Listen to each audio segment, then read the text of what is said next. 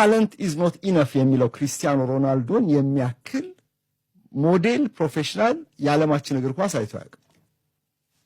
ይህንን አፍ ሞልቶ መናገር ይቻላል። ለዚህ ነው እንግዲህ ያው 4 ዓመት ደፍኖ እንኳን እድሜው still going strong።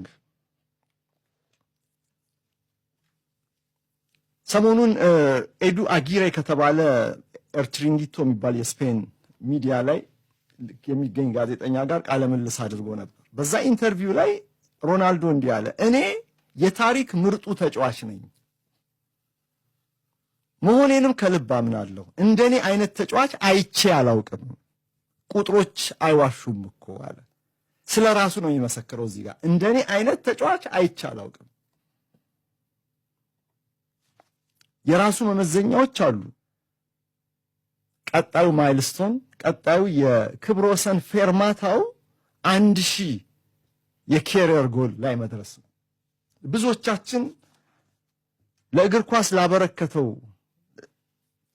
ደማቅ ፈርጥነቱ 1000 ላይ ደርሶ የልቡ እንዲደርስ እንመኛለን።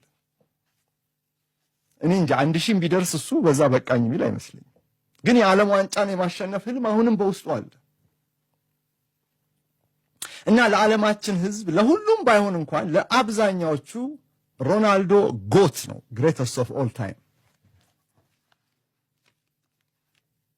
ያኔ ገና እርሱ ፕሮፌሽናል ሲሆን ፌስቡክ የሚባል ነገር ዓለማችን አታውቅም ነበር።